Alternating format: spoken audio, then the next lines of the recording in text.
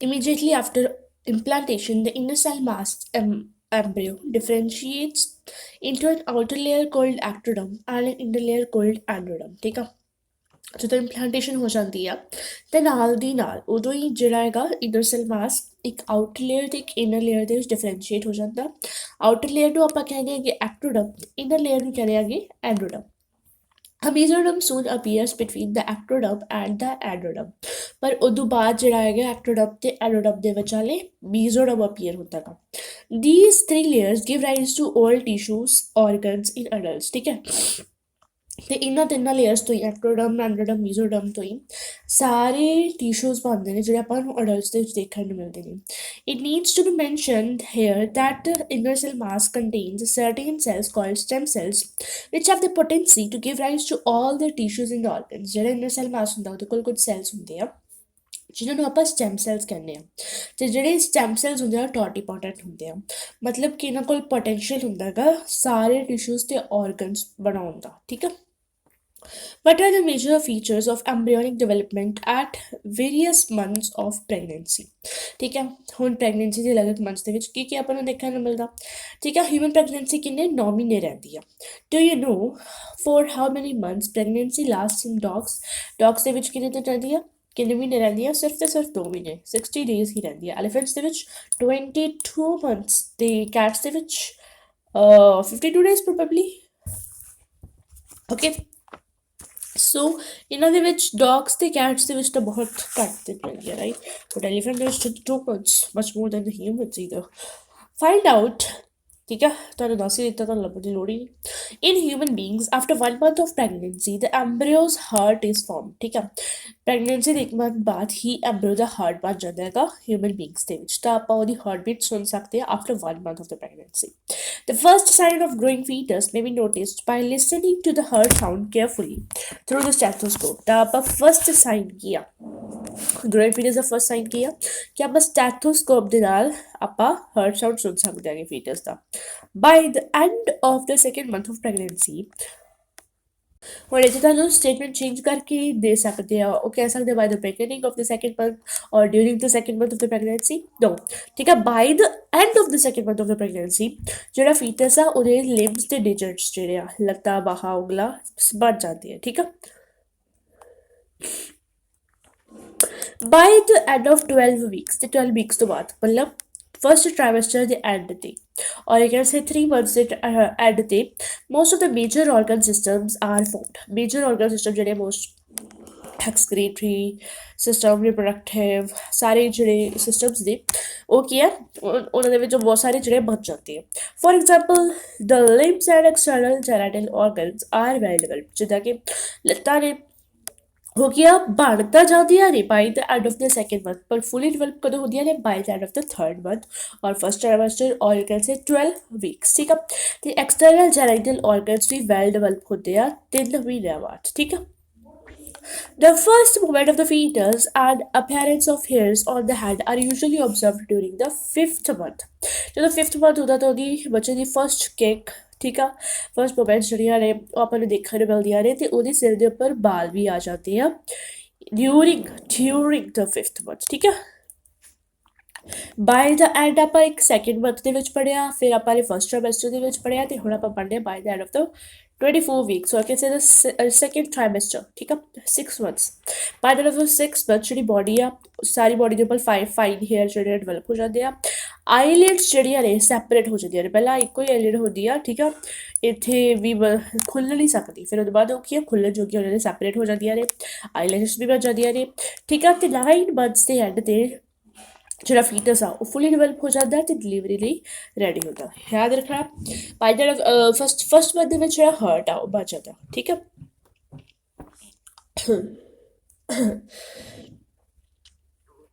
Okay, 1 ਮਹੀਨੇ ਬਾਅਦ ਜਿਹੜਾ ਹਾਰਟ ਆ ਉਹ ਬਚ ਜਾਂਦਾ ਤੇ ਆਪਾਂ ਉਹਦੀ ਹਾਰਟ ਬੀਟ ਸੁਣ ਸਕਦੇ ਹਾਂ, ਤੇ heart beat will be the first sign of the developing foetus. ਫਿਰ ਉਹਦੇ ਬਾਅਦ by the end of the second month, ਠੀਕ ਹੈ, by the end of the second month ਜਿਹੜੇ ਲਿੰਬਸ ਤੇ ਡਿਜਿਟਸ ਤੇ ਉਹ ਬਚ ਜਾਂਦੇ ਨੇ। ਉਹਦੇ ਬਾਅਦ by the end of the 12 weeks or can say first trimester or can say the 3 months ਉਹਦੇ ਜਿਹੜੇ ਮੇਜਰ ਆਰਗਨ ਸਿਸਟਮਸ ਨੇ ਉਹ ਬਚ ਜਾਂਦੇ ਨੇ ਬੱਚੇ ਦੇ। Then by the end of the second trimester Yeah. By the end of the second trimester or the 12 weeks, ਜਿਹੜੇ major wait a minute, I think ਯਾਰ ਸਹੀ ਆ ਠੀਕ ਆ ਜਿਹੜੇ ਮੇਜਰ ਆਰਗਨ ਸਿਸਟਮ ਨੇ ਉਹ ਬਣ ਜਾਂਦੇ ਨੇ ਲਿਪਸ ਤੇ ਐਕਸਟਰਨਲ ਜੈਨਿਟਲ ਆਰਗਨਸ ਵੀ ਵੈਲ ਡਿਵੈਲਪ ਹੋ ਜਾਂਦੇ ਆ ਉਹਦੇ ਬਾਅਦ ਬਾਈ 5th ਮੰਥ ਠੀਕ ਆ 5th ਮੰਥ ਦੇ ਵਿੱਚ ਠੀਕ ਹੈ 5th ਮੰਥ ਦੇ ਵਿੱਚ ਆਪਾਂ ਨੂੰ ਦੀਆਂ ਫਸਟ ਵਰਡਸ ਮਿਲਦੀਆਂ ਨੇ ਦੇਖਣ ਨੂੰ ਐਂਡ ਉਹਦੇ ਜਿਹੜੇ ਹੇਅਰ ਨੇ ਉਹ ਵੀ ਬਣ ਜਾਂਦੇ ਨੇ ਤੇ ਸੈਕਿੰਡ ਟ੍ਰਾਈਮੈਸਟਰ ਦੇ ਐਂਡ ਤੱਕ ਉਹਦੇ ਜਿਹੜੇ ਆਈਲੈਸ਼ਸ ਨੇ ਉਹ ਬਾਅਦ ਜਾਂਦੇ ਆਈਲੈਟ ਸੈਪਰੇਟ ਹੋ ਜਾਂਦੇ ਆ ਐਂਡ ਹੋਰ ਬੋਡੀ ਜਿਹੜੀ ਆ 5 ਹੇਅਰਸ ਨਾਲ ਕਵਰ ਹੋ ਜਾਂਦੀ ਹੈਗੀ ਠੀਕ ਆ ਤੇ 9 ਮੰਥਸ ਤੋਂ ਬਾਅਦ ਜਿਹੜਾ ਫੁੱਲੀ ਡਿਵੈਲਪ ਫੀਟਸ ਆ ਉਹ ਆਪਾਂ ਨੂੰ ਦੇਖਣ ਨੂੰ ਮਿਲੇਗਾ ਤੇ ਡਿਲੀਵਰੀ ਲਈ ਰੈਡੀ ਹੁੰਦਾ next topic is parturition and lactation. The average duration of human pregnancy is about 9 months. ठीक है average duration 9 months ਹੁੰਦੀ ਹੈ human pregnancy ਦੀ ਤੇ ਇਸ ਨੂੰ ਆਪਾਂ gestation period ਵੀ ਕਹਿੰਦੇ ਆ vigorous contraction of the uterus at the end of the pregnancy causes expulsion delivery of the fetus ਠੀਕ ਆ ਯੂਟਰਸ ਕੀ ਵਿਗਰਸਲੀ ਕੰਟਰੈਕਟ ਕਰਦਾ ਹੈਗਾ ਜਦੋਂ ਕਿ ਪ੍ਰੈਗਨੈਂਸੀ ਦੇ ਐਂਡ ਤੇ ਇਸੇ ਕਰਕੇ ਜਿਹੜਾ ਬੋਡੀ ਚੋਂ ਬੇਬੀ ਬਾਹਰ ਐਕਸਪੈਲ ਹੋ ਜਾਂਦਾ ਜਾਂ ਉਹਦੀ ਡਿਲੀਵਰੀ ਹੋ ਜਾਂਦੀ ਹੈ ਤੁਸੀਂ ਕਹਿ ਸਕਦੇ ਹੋ this process of delivery of the fetus childbirth is called parturition ਠੀਕ ਹੈ ਤੇ ਇਸ process by which the baby is delivered ਠੀਕ ਹੈ ਉਸ ਨੂੰ ਆਪਾਂ parturition ਕਹਿੰਦੇ ਆ parturition is induced by a complex neuroendocrine mechanism ਜਿਹੜੀ parturition ਆ ਉਹਨੂੰ ਕੌਣ ਇੰਡਿਊਸ ਕਰਦਾ ਇੱਕ ਕਾਫੀ ਕੰਪਲੈਕਸ neuroendocrine mechanism ਜਿਹੜਾ ਹੈਗਾ parturition ਨੂੰ ਇੰਡਿਊਸ ਕਰਦਾ ਸ਼ੁਰੂ ਕਰਦਾ ਹੈਗਾ ਠੀਕ ਆ the signals for parturition originate from parturition ਦੇ ਸਿਗਨਲ ਕਦੋਂ ਓਰੀਜਨੇਟ ਹੁੰਦੇ ਆ ਇਹ ਸਿਗਨਲ ਕਦੋਂ ਓਰੀਜਨੇਟ ਹੁੰਦਾ ਹੈਗਾ ਕਿ ਹੁਣ ਬੱਚੇ ਨੂੰ ਬਾਹਰ ਆ ਜਾਣਾ ਚਾਹੀਦਾ ਫਸਟ ਆਫ ਆਲ ਤਾਂ ਫੁੱਲੀ ਡਿਵੈਲਪਡ ਫੀਟਸ ਹੀ ਸਿਗਨਲ ਦਿੰਦਾ ਠੀਕ ਹੈ ਮਦਰ ਨੂੰ ਕਿ ਯਾ now I have to see the world I want to go out ਠੀਕ ਆ ਤੇ ਜਿਹੜਾ ਪਲਾਸੈਂਟਾ ਹੈਗਾ ਉਹ ਵੀ ਸਿਗਨਲ ਦਿੰਦਾ ਹੈਗਾ ਉਹ ਕਹਿੰਦਾ ਕਿ ਹੁਣ ਮੈਥੋਂ ਹੋਰ ਨਹੀਂ ਸਾਂਭਿਆ ਜਾ ਰਿਹਾ ਇਹ ਤੇ ਇਹ ਦੋਨੋਂ ਸਿਗਨਲ ਦਿੰਦੇ ਨੇ ਟੂ ਦ ਮਦਰਸ ਪਿਟਿਊਟਰੀ ਠੀਕ ਹੈ ਮਦਰ ਤੇ ਪਿਟਿਊਟਰੀ ਕੋਲ ਦੀ ਸਿਗਨਲ ਜਾਂਦੇ ਆ ਤੇ ਹੋ ਗਿਆ ਆਕਸੀਟੋਸਿਨ ਰਿਲੀਜ਼ ਕਰੋਗੇ ਜਿੱਦਾਂ ਪਹਿਲਾਂ ਮਾਈਲਡ ਯੂਟਰਾਈਨ ਕੰਟਰੈਕਸ਼ਨਸ ਹੋਣੀ ਆਕਸੀਟੋਸਿਨ ਕਿਹਦੇ ਵਿੱਚ ਹੁੰਦਾ ਗਾ ਪੋਸਟੀਰੀਅਰ ਪਿਟਿਊਟਰੀ ਰਾਈਟ ਪਹਿਲਾਂ ਹੁੰਦਾ ਮਾਈਲਡ ਯੂਟਰਾਈਨ ਕੰਟਰੈਕਸ਼ਨਸ ਜਿਹੜੀਆਂ ਸ਼ੁਰੂ ਹੁੰਦੀਆਂ ਨੇ ਪਹਿਲਾਂ ਮਾਈਲਡ ਯੂਟਰਾਈਨ ਕੰਟਰੈਕਸ਼ਨ ਸ਼ੁਰੂ ਹੁੰਦੀ ਆ ਫਿਰ ਕੰਟਰੈਕਸ਼ਨ ਜਿਹੜੀ ਆ ਉਹਦਾ ਸਿਗਨਲ ਜਾਂਦਾ ਕਿ ਹੁਣ ਮੈਂ ਕੰਟਰੈਕਟ ਹੋ ਰਹੀ ਆ ਫਿਰ ਹੌਲੀ ਹੌਲੀ ਕੰਟਰੈਕਸ਼ਨ ਦੀ ਜਿਹੜੀ ਫ੍ਰੀਕੁਐਂਸੀ ਉਹ ਵੱਧ ਜਾਂਦੀ ਆ ਠੀਕ ਹੈ ਤੇ ਇਸ ਨੂੰ ਆਪਾਂ ਕੀ ਕਹਿੰਦੇ ਆ ਫੀਟਲ ਇੰਜੈਕਸ਼ਨ ਰਿਫਲੈਕਸ ਮਤਲਬ ਕਿ ਪਹਿਲਾਂ ਮਦਰ ਤੇ ਪਲਾਸੈਂਟਾ ਤੋਂ ਤੇ ਫੀਟਸ ਤੋਂ ਫੁੱਲੀ ਡਿਵੈਲਪਡ ਫੀਟਸ ਤੋਂ ਮਦਰ ਦੀ ਪਿਟਿਊਟਰੀ ਕੋਲ ਸਿਗਨਲ ਗਿਆ ਤੇ ਜਿਸ ਉਹਨੇ ਆਕਸੀਟੋਸਿਨ ਰਿਲੀਜ਼ ਕੀਤਾ ਤੇ ਉਹਦੇ ਨਾਲ ਕੀ ਪਹਿਲਾਂ ਮਾਈਲਡ ਯੂਟਰਾਈਨ ਕੰਟਰੈਕਸ਼ਨ ਸ਼ੁਰੂ ਹੋਈਆਂ ਤੇ ਇਸ ਰਿਫਲੈਕਸ ਤੋਂ ਆਪਾਂ fetal ejection reflex ਕਹਿੰਦੇ ਆ this triggers release of oxytocin from the maternal pituitary ਤੇ ਨਾਲ ਕੀ ਆ ਮਦਰ ਦੀ ਪਿਟਿਊਟਰੀ ਤੋਂ ਆਕਸੀਟੋਸਿਨ ਰਿਲੀਜ਼ ਹੁੰਦਾ ਆਕਸੀਟੋਸਿਨ ਐਕਟਸ ਔਨ ਦਾ ਯੂਟਰਾਈਨ ਮਸਲ ਠੀਕ ਹੈ ਯੂਟਰਾਈਨ ਮਸਲ ਕਿਹਦੇ ਉੱਪਰ ਮਤਲਬ ਮਿਓਮੈਟ੍ਰੀਅਮ ਦੇ ਉੱਪਰ ਕਿਉਂਕਿ ਉਹਦੇ ਉੱਥੇ ਹੀ ਸਮੂਥ ਮਸਲ ਹੁੰਦੇ ਆ ਆਕਸੀਟੋਸਿਨ ਮਿਓਮੈਟ੍ਰੀਅਮ ਦੇ ਉੱਪਰ ਐਕਟ ਕਰਦਾ ਤੇ ਕਾਜ਼ ਸਟਰੋਂਗ ਯੂਟਰਾਈਨ ਕੰਟਰੈਕਸ਼ਨਸ ਜਿਹਦੇ ਨਾਲ ਕੀ ਆ ਕਾਫੀ strong uterine contractions ਹੁੰਦੀਆਂ ਨੇ which in turn stimulate further secretion of oxytocin ਫਿਰ strong uterine contraction ਪਹਿਲਾਂ ਸਟਿਮੂਲੇਟ ਕੌਣ ਕਰਦੀ ਹੈ ਕੰਟਰੈਕਸ਼ਨਸ ਹੀ ਸਟਿਮੂਲੇਟ ਕਰਦੀਆਂ ਨੇ ਆਕਸੀਟੋਸਿਨ ਦੇ ਰਿਲੀਜ਼ ਨੂੰ ਠੀਕ ਆ ਸੋ ਹੁਣ ਆਕਸੀਟੋਸਿਨ ਐਕਟ ਕੀਤਾ ਫਿਰ ਆਕਸੀਟੋਸਿਨ ਐਕਟ ਕੀਤਾ ਮਿਓਮੈਟ੍ਰੀਅਮ ਦੇ ਉੱਪਰ ਮਿਓਮੈਟ੍ਰੀਅਮ ਫਿਰ ਕੰਟਰੈਕਟ ਕੀਤਾ ਤੇ ਉਹਦੀ ਕੰਟਰੈਕਸ਼ਨ ਨੇ ਹੋਰ ਸਿਗਨਲ ਦਿੱਤਾ ਠੀਕ ਆ ਫਿਰ ਉਹਨੇ ਹੋਰ ਆਕਸੀਟੋਸਿਨ ਰਿਲੀਜ਼ ਕੀਤਾ ਹੋਰ ਕੰਟਰੈਕਸ਼ਨ ਹੋਈ ਹੋਰ ਕੰਟਰੈਕਸ਼ਨ ਹੋਈ ਹੋਰ ਆਕਸੀਟੋਸਿਨ ਰਿਲੀਜ਼ ਹੋਇਆ ਤਾਂ ਇਸੇ ਕਰਕੇ ਜਿਹੜੀ ਇੰਟੈਂਸਿਟੀ ਤੇ ਫ੍ਰੀਕੁਐਂਸੀ ਆ ਕੰਟਰੈਕਸ਼ਨ ਦੀ ਉਹ ਵਧਣ ਲੱਗ ਪੈਂਦੀ ਹੈਗੀ The stimulatory reflex between the uterine contraction and oxytocin secretion continues, resulting in stronger contractions. ठीक है ਤਾਂ ਜਿਹੜਾ ਇਹ ਸਟਿਮੂਲੇਟਰੀ ਰਿਫਲੈਕਸ ਆ ਯੂਟਰਾਈਨ ਕੰਟਰੈਕਸ਼ਨ ਦੇ ਵਿੱਚ ਪਹਿਲਾਂ ਯੂਟਰਾਈਨ ਕੰਟਰੈਕਸ਼ਨ ਹੋਗੀ ਫਿਰ ਆਕਸੀਟੋਸਿਨ ਰਿਲੀਜ਼ ਹੋਗਾ ਫਿਰ ਹੋਰ ਵੱਧ ਯੂਟਰਾਈਨ ਕੰਟਰੈਕਸ਼ਨ ਫਿਰ ਹੋਰ ਆਕਸੀਟੋਸਿਨ ਰਿਲੀਜ਼ ਹੋਗਾ ਠੀਕ ਹੈ ਨਾਲ ਫਿਰ ਜਿਹੜੀ ਕੰਟਰੈਕਸ਼ਨ ਨੇ ਸਟਰੋਂਗਰ ਹੁੰਦੀਆਂ ਜਾਂਦੀਆਂ ਨੇ this leads to the expulsion of the baby of the uterus through the birth canal parturition ਤੇ ਨਾਲ ਜਿਹੜਾ ਹੈਗਾ ਬੇਬੀ ਐਕਸਪੈਲ ਹੋ ਜਾਂਦਾ ਹੈਗਾ ਯੂਟਰਸ ਤੋਂ ਬਾਹਰ ਆ ਜਾਂਦਾ ਥਰੂ ਦ ਬਰਥ ਕੈਨਾਲ ਤੇ ਇਸ ਤੋਂ ਆਪਾਂ ਕੀ ਕਹਿੰਦੇ ਆ ਪਾਰਚੂਰੇਸ਼ਨ ਕਹਿੰਦੇ ਆ soon after the infant is delivered ਜਦੋਂ ਬੱਚਾ ਡਿਲੀਵਰ ਹੋ ਜਾਂਦਾ ਦਾ placenta is also expelled out of the uterus ਉਹਦੇ ਥੋੜੇ ਟਾਈਮ ਬਾਅਦ ਹੀ ਪਲਾਸੈਂਟਾ ਖੁਦ ਐਕਸਪੈਲ ਹੋ ਜਾਂਦਾ out of the uterus what do you think the doctors inject to induce delivery ਠੀਕ ਆ ਤਾਂ ਤੁਹਾਨੂੰ ਕੀ ਲੱਗਦਾ ਕਿ ਡਿਲੀਵਰੀ ਨੂੰ ਇੰਡਿਊਸ ਕਰਨ ਦੇ ਲਈ ਬੱਚੇ ਜਿਹੜੇ ਡਾਕਟਰ ਹੈ ਉਹ ਕੀ ਮਦਰ ਨੂੰ ਕਿਹੜਾ ਇੰਜੈਕਸ਼ਨ ਦਿੰਦੇ ਹੋਣਗੇ, ਓਬਵੀਅਸਲੀ ਆਕਸੀਟੋਸਿਨ ਹੀ ਜਿਹੜਾ ਹੈ ਕੰਟਰੈਕਸ਼ਨਸ ਕਰਾਉਂਦਾ ਗਾ, ਤੇ ਜੇ ਨੈਚੁਰਲ ਡਿਲੀਵਰੀ ਕਰਾਉਣੀ ਹੈ ਤਾਂ ਆਕਸੀਟੋਸਿਨ ਨੂੰ ਹੀ ਰਿਲੀਜ਼ ਕਰਾਉਣਾ ਪਊਗਾ, ਰਾਈਟ। ਤਾਂ ਫਿਰ ਆਕਸੀਟੋਸਿਨ ਹੀ ਦਿੰਦੇ ਨੇ, ਆਰਟੀਫਿਸ਼ੀਅਲ ਆਕਸੀਟੋਸਿਨ ਜਿਹਨੂੰ ਕਿ ਪੀਟੋਸਿਨ ਕਿਹਾ ਜਾਂਦਾ ਹੈਗਾ। The mammary gland of the female undergo differentiation during the pregnancy, ਠੀਕ ਹੈ, ਪ੍ਰੈਗਨੈਂਸੀ ਦੇ ਦੌਰਾਨ ਹੀ ਮੈਮਰੀ ਗਲੈਂਡਸ ਜਿਹੜੇ ਆ ਉਹ ਡਿਫਰੈਂਸ਼ੀਏਟ ਕਰ ਜਾਂਦੇ ਆ, ਉਹ ਫੰਕਸ਼ਨਲ ਬਣ ਜਾਂਦੇ ਆ, ਠੀਕ ਹੈ, ਤੇ ਉਹ ਕੀ ਆ ਮਿਲਕ ਪ੍ਰੋਡਿਊਸ ਕਰਨਾ ਸਟਾਰਟ ਕਰ ਦਿੰਦੇ ਆ towards the end of the pregnancy. So pregnancy ਦੇ ਐਂਡ ਆਉਂਦੇ ਆਉਂਦੇ ਮਿਲਕ ਪ੍ਰੋਡਕਸ਼ਨ ਜਿਹੜੀ ਆ ਮੈਮਰੀ ਗਲੈਂਡਸ ਦੇ ਵਿੱਚ ਸ਼ੁਰੂ ਹੋ ਜਾਂਦੀ ਆ ਬਾਈ ਦਾ ਪ੍ਰੋਸੈਸ ਕਾਲਡ ਲੈਕਟੇਸ਼ਨ, ਠੀਕ ਹੈ। ਤੇ ਇਸ ਪ੍ਰੋਸੈਸ ਨੂੰ ਮਿਲਕ ਪ੍ਰੋਡਕਸ਼ਨ ਦੇ ਪ੍ਰੋਸੈਸ ਨੂੰ ਆਪਾਂ ਕਹਿੰਦੇ ਆ ਲੈਕਟੇਸ਼ਨ ਕਹਿੰਦੇ ਆ। This helps the mother in feeding the new born, ਠੀਕ ਹੈ। ਇਹ ਕੀ ਆ, ਇਹਦੇ ਨਾਲ ਮੰਮੀ ਜਿਹੜੀ ਆ ਉਹ ਨਵੇਂ ਨਵਜੰਮੇ ਬੱਚੇ ਨੂੰ ਕੀ ਕਰ ਸਕਦੀ, ਫੀਡ ਕਰ ਸਕਦੀ ਹੈ, ਮਿਲਕ ਪ੍ਰੋਵਾਈਡ ਕਰ ਸਕਦੀ ਆ। The milk produced during the initial few days of lactation is called colostrum, ਠੀਕ ਆ।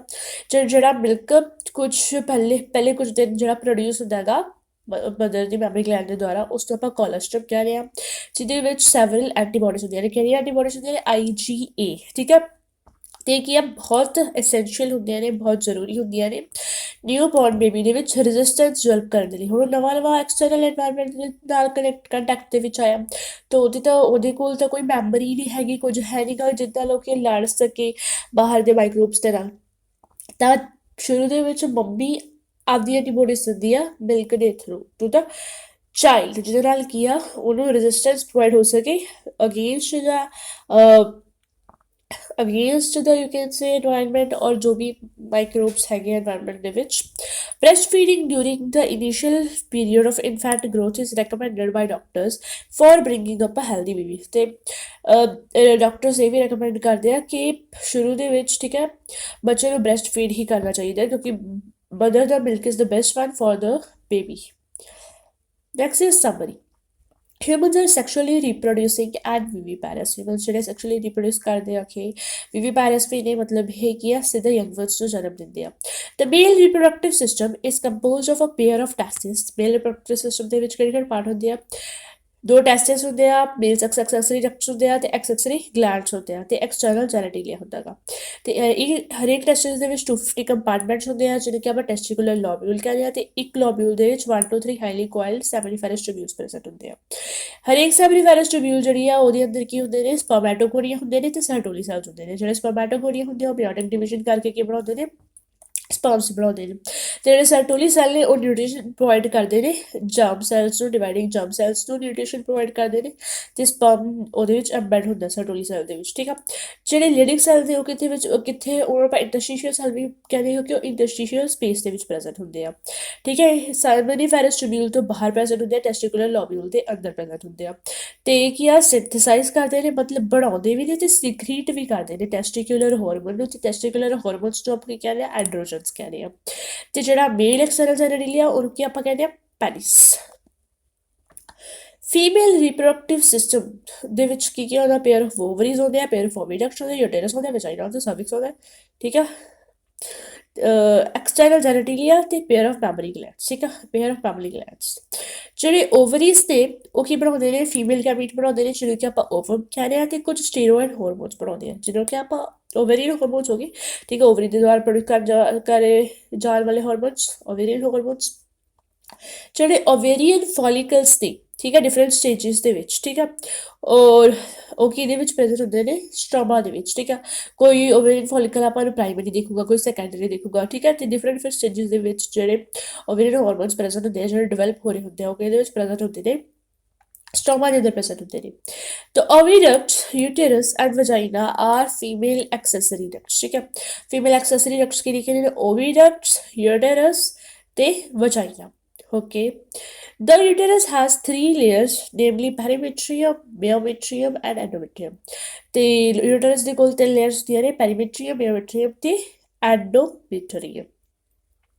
ਸਭ ਤੋਂ ਬਾਹਰਲੀ ਪੈਰੀਮੀਟਰੀਅਮ ਜੋ ਕਿ ਥਿਨ ਮੈਮਬਰੇਨਸ ਲੇਅਰ ਹੁੰਦੀ ਹੈ, ਉਹਦੇ ਬਾਅਦ ਮਯੋਮੀਟਰੀਅਮ ਜੋ ਕਿ ਕਾਫੀ ਥਿਕ ਹੁੰਦੀ ਆ ਐਂਡ ਇਹ ਮਸਕੂਲਰ ਹੁੰਦੀ ਆ, ਤੇ ਸਭ ਤੋਂ ਅੰਦਰਲੀ ਹੁੰਦੀ ਐਂਡੋਮੀਟਰੀਅਮ ਗਲੈਂਡੂਲਰ ਲੇਅਰ ਹੁੰਦੀ ਆ, ਤੇ ਇਹ ਸਾਈਕਲੀਕਲ ਚੇਂਜਿਸ ਅੰਡਰਗੋ ਕਰਦੀ ਹੈਗੀ।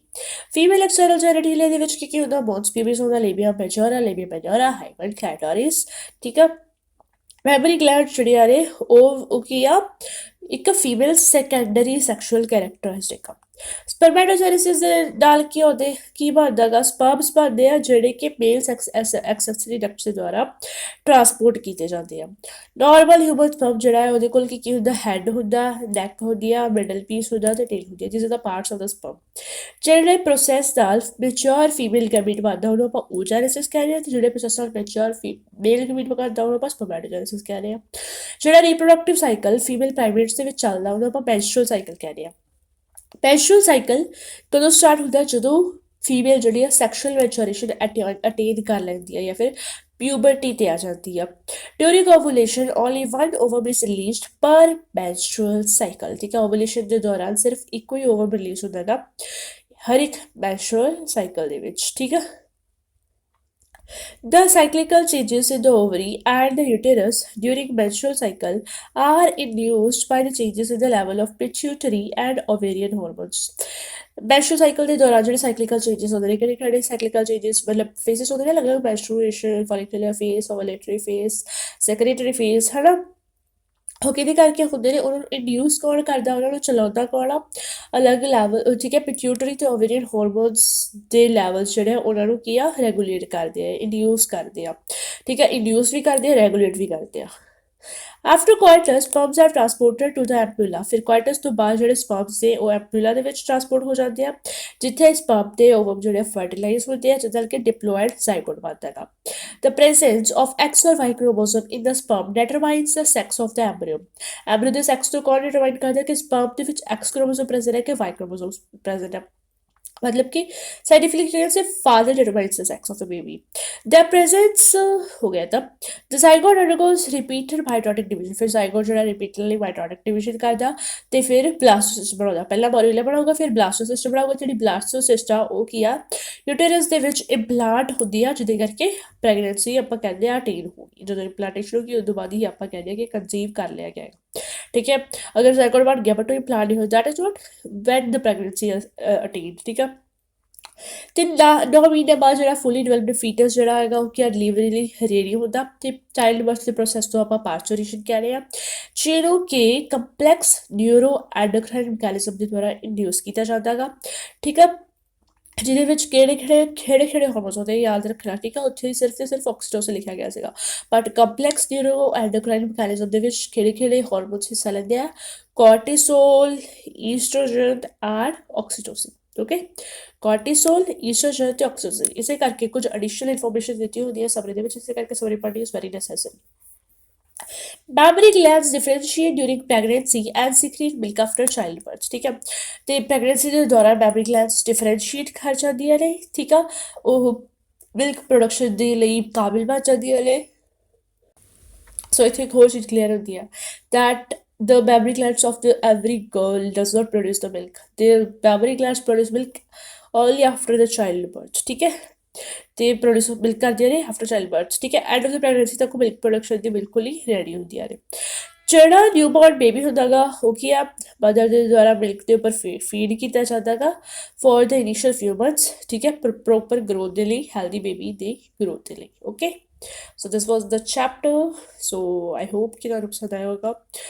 अगर पसंद आया तो लाइक करना, शेयर करना, सब्सक्राइब करना एंड थैंक्स फॉर वॉचिंग।